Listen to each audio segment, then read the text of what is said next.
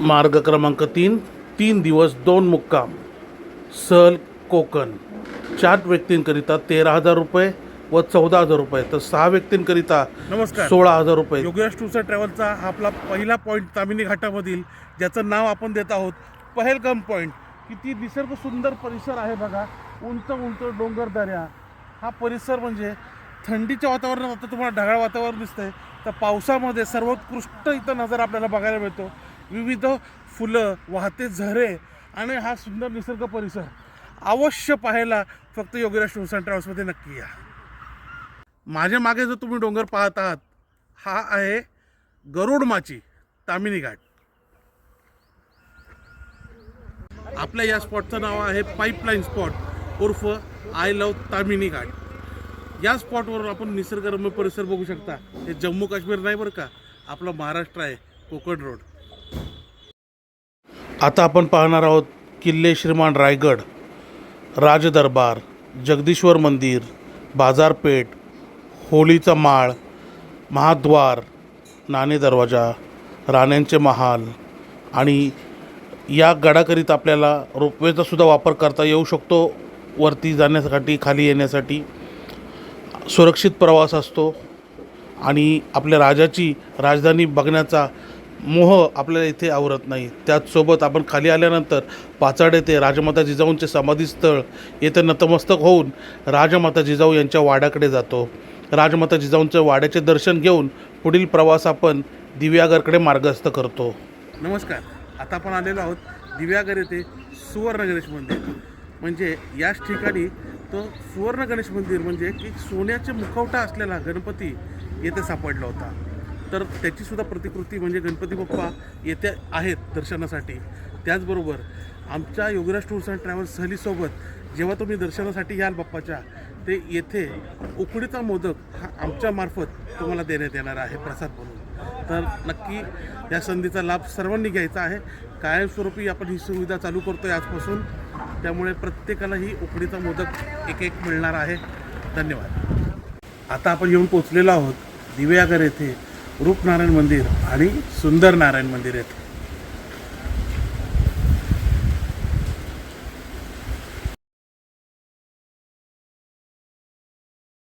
आता आपण समोर पाहतात तो हरिहरेश्वरचा समुद्र किनारा आहे. निळाशार असा समुद्र, अरबी समुद्र आपल्या समोर. त्याचसोबत समोर जे आपण पाहतात ते हरिहरेश्वराचं मंदिर आहे. हरिहरेश्वराचे मंदिर, त्याचसोबत तिथे काळभैरवनाथाचे मंदिर, दक्षिण काशी असंही संबोधलं जातं. त्याचबरोबर समोर आपण या डोंगरावर पाहिलं तर तिथं प्रदक्षिणा मार्ग आहे. प्रदक्षिणा मार्ग आपण पार करून पलीकडे गेला, पलीकडे खालच्या टप्प्यामध्ये समोर आपल्याला विष्णुपद आहे, ते देखील पाहायला मिळते. आणि असा निसर्गरम्य परिसर आणि धार्मिक एक इतिहास असलेला हे हरिहरेश्वर अवश्य येथे एकदा भेट द्यावी. नमस्कार. आता आपण आलेलो आहोत श्रीवर्धन येथे, श्रीवर्धन बीचवरती. मागे बघताय टाकाऊपासून टिकाऊ बनवलेला असा झिंगा, अशाच प्रकारे या साईडला एक खेकडा आणि हा जॉगिंग ट्रॅक. तर अवश्य नक्की भेट द्या श्रीवर्धन. हा जो आता तुम्ही मागे बघताय ना, हा संपूर्ण आरवी बीच आहे. आरवी बीच आणि हा संपूर्ण आता इथपासून म्हणजे हा आरवी बीचपासून समोर कोंडविल गाव आहे, ते शेखाडी बरडखोल हा समुद्र किनारी जाणारा रस्ता म्हणजे हा कोंडविल कोस्टल रोड. या मार्गाने आपण प्रवास करतो. तर हे बघण्यासाठी अवश्य यायला पाहिजे. आता आपण ज्या स्पॉटला उभे आहोत ना, या स्पॉटचं नाव आहे शेखाडी व्ह्यू पॉईंट. काय समुद्र आहे बघा ना, काय सीन आहे. हा किती सुंदर डोंगर माथा. त्याचबरोबर हा कोंडिवली कोस्टल रोड. या स्पॉटला आल्यानंतर मन प्रसन्न होतं, पाहत राहावं वाटतं. आणि समोरचं तर बेट, वा.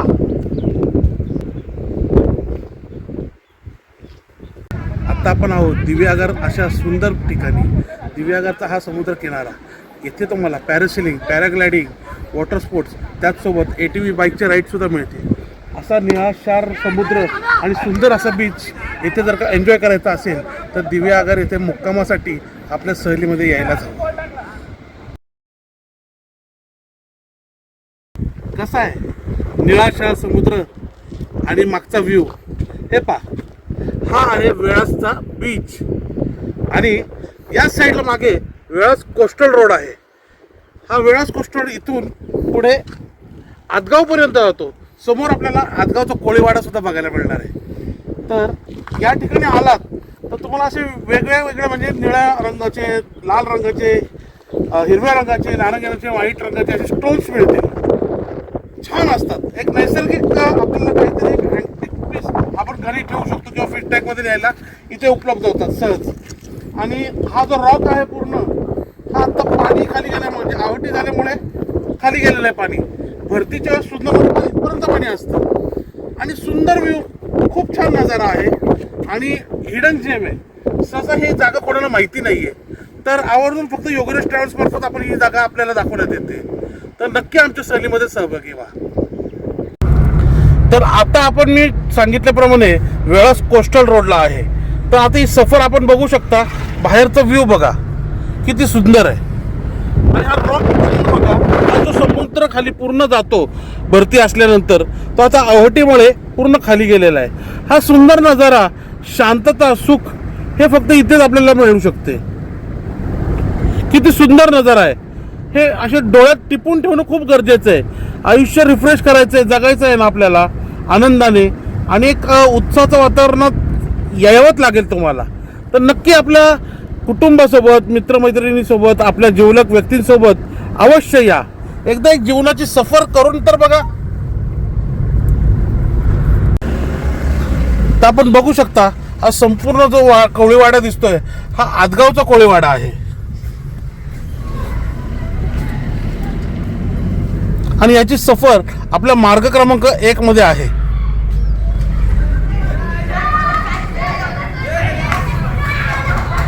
नमस्कार. आता आपण आलेलो आहोत अशा आयलंडवरती. आयलंड ना, तुम्ही बरोबर ऐकलं, पण हे आयलंड नाहीये, तर हे आहे आदगाव बीच. पहा इकडे इकडे इकडे, आता इकडे कसं आहे का कोण इथे आहे ना. तुम्ही, आम्ही, निसर्ग आणि शांतता यायला पाहिजे. एन्जॉय करा. काय सुंदर बीच आहे.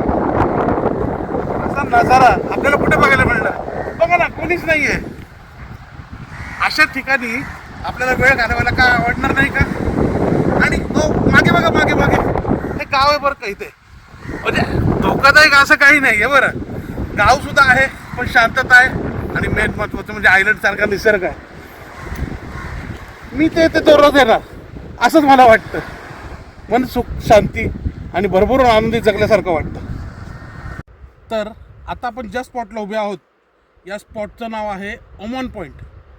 तर ओमानचा आणि वास्तविक ह्या जागेचा काही संबंध नाही. हे गाव सार्वे गाव. पण ओमान पॉईंट असा म्हणजे मी हा का बनवला, तर इथून जिथे आपण आता उभे आहोत त्या अरबी समुद्रापासून जर का तुम्ही गुगलवर जरी सर्च केलं तरी तुम्हाला 3595 किलोमीटरवरती तुम्हाला हे ओमान शहर मिळेल.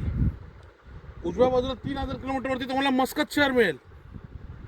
या समुद्राची डेप्थ साधारण 2500 मीटर म्हणजे 2.5 किलोमीटर इतकी आहे. इतकी नाही आहे की 3900 वरती जिथे टायटॅनिक बुडालं आहे त्याच्यापेक्षा कमीच आहे. कारण हा अरेबियन समुद्र आहे, म्हणजे अरबी समुद्र. हा म्हणजे महासागर नाही आहे. असा सुंदर असा निसर्ग परिसर तुम्ही बघू शकता. पूर्ण किती शांतता आहे. पावसाळ्यात तर इतकं सुंदर वातावरण असतं. हा संपूर्ण कोस्टल रोड तो बघा इकडनं येऊन तुम्ही, की वारंवार इथे यावं असं वाटतं. आणि ही जी शांतता आहे आणि आवाज जो येतो समुद्राच्या लाटांचा, हा जर का मनात भरला ना, बस खूप सुख देऊन जातो. हा आपण पाहतात याचं नाव आहे मुरुड जंजिरा किल्ला. तर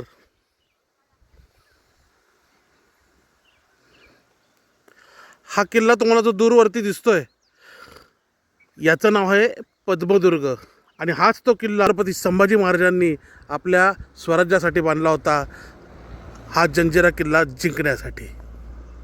नमस्कार. आपल्या या पॉईंटचं नाव आहे टॉवर पॉईंट. टॉवर म्हणजे या टॉवरचा काही संबंध नाही. हा इथं बघू शकता, हा गडगंज टॉवर इथं उपलब्ध आहे, म्हणजे मोबाईल टॉवर.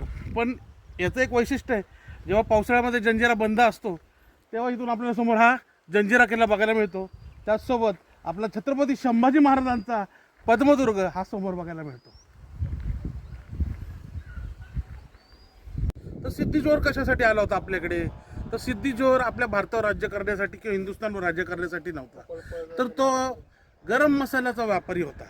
गरम मसाल्याचा व्यापार करण्यासाठी आपल्या हिंदुस्थानमध्ये आला होता. त्याला या समुद्रावर राज्य करायचं होतं. दक्षिण आफ्रिकेतून किंवा इतर देशांमध्ये जाण्या येण्याकरिता त्याला इथं वर्चस्व करायचं होतं. म्हणून त्यांनी हा किल्ल्यावरती त्यांनी कब्जा केला होता. त्याचं नाव आहे जंजिरा किल्ला. तर आपला शेवटच्या पॉईंटकडे वळूयात. आता शेवटचा आपला पॉईंट असणार आहे जलदुर्ग मुरुड जंजिरा किल्ला. हा पाहण्यासाठी आपण दिघी येथे गाडी पार्किंग करून बोटीने पुढील प्रवास करणार आहोत आणि रात्रीच्या 10 ते 10:30पर्यंत आपण तुमच्या घरी सुखरूप आणि सुरक्षित पोहोचणार आहोत.